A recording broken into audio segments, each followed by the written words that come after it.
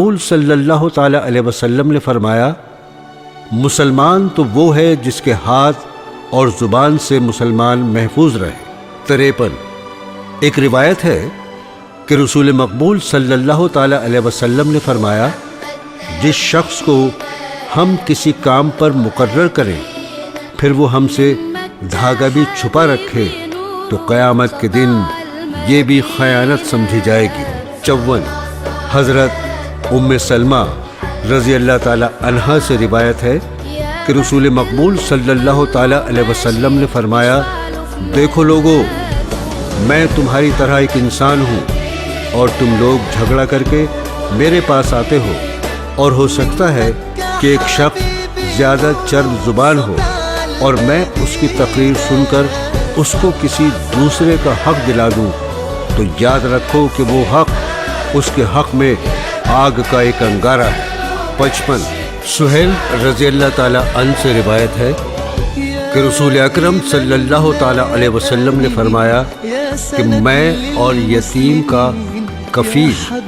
جنت میں اس طرح باہم اکٹھا ہوں گے۔ یہ کہہ کر حضرت نے تشہد والی اور درمیانی انگلیوں کو ملا کے دکھایا۔ 56 حضرت ابو ہریرہ رضی اللہ تعالیٰ عنہ سے روایت ہے کہ رسول مقبول صلی اللہ تعالیٰ علیہ وسلم نے فرمایا، جو شخص بیواؤں اور مسکینوں کی خبرگیری میں رہتا ہے اس کو وہی درجہ ملے گا جیسا کہ اللہ کی راہ میں جہاد کرنے والے اور ساری رات تہجد پڑھنے والے اور ساری عمر روزہ رکھنے والے۔ عبداللہ رضی اللہ تعالیٰ عنہ سے روایت ہے کہ رسول مقبول صلی اللہ تعالیٰ علیہ وسلم نے فرمایا کہ انسان کے لیے یہی گناہ کافی ہے کہ وہ اپنے اہل و عیال کو ضائع کر دے۔ 58 ابو موسیٰ رضی اللہ تعالیٰ عنہ سے روایت ہے کہ رسول مقبول صلی اللہ تعالیٰ علیہ وسلم نے فرمایا، ایک مومن کو دوسرے مومن کے حق میں یوں ہونا چاہیے جس طرح عمارت کی ایک اینٹ دوسری اینٹ کے حق میں ہوتی ہے، یعنی اس کو سہارا دیتی ہے اور قائم رکھتی ہے۔ 59 ابو موسیٰ رضی اللہ تعالیٰ عنہ سے ایک اور روایت ہے کہ رسول مقبول صلی اللہ تعالیٰ علیہ وسلم نے فرمایا، جو شخص مسجدوں، بازاروں یا اژدہام کی جگہ سے گزرے اور اس کے پاس تیر یا کوئی اور قسم کی چیز ہو تو وہ اس کا پھل ہاتھ میں لے کر نہ گزرے، کیونکہ ایسا نہ ہو کسی کو اس کا پھل لگ جائے۔ 60 نعمان بن بشیر رضی اللہ تعالیٰ عنہ سے روایت ہے کہ رسول مقبول صلی اللہ تعالیٰ علیہ وسلم نے فرمایا، مسلمانوں کی آپس میں ایک دوسرے سے محبت رکھنے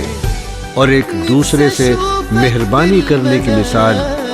انسان کا جسم ہے کہ اگر ایک عضو میں بھی تکلیف ہو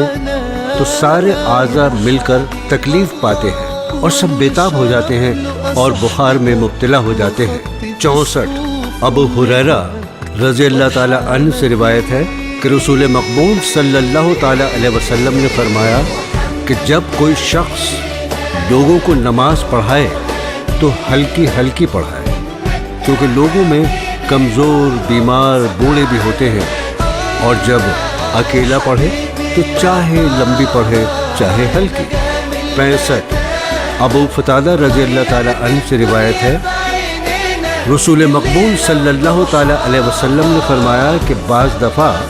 میں نماز پڑھانے کھڑا ہوتا ہوں اور چاہتا ہوں کہ لمبی نماز پڑھاؤں، مگر میں کسی بچے کے رونے کی آواز سنتا ہوں تو نماز مختصر کر دیتا ہوں، اس خیال سے کہ بچے کی ماں کو جو نماز میں شامل ہے بچے کے رونے سے تکلیف ہوگی۔ 66 ابن عمر رضی اللہ تعالیٰ عنہ سے روایت ہے کہ رسول مقبول صلی اللہ تعالیٰ علیہ وسلم نے فرمایا،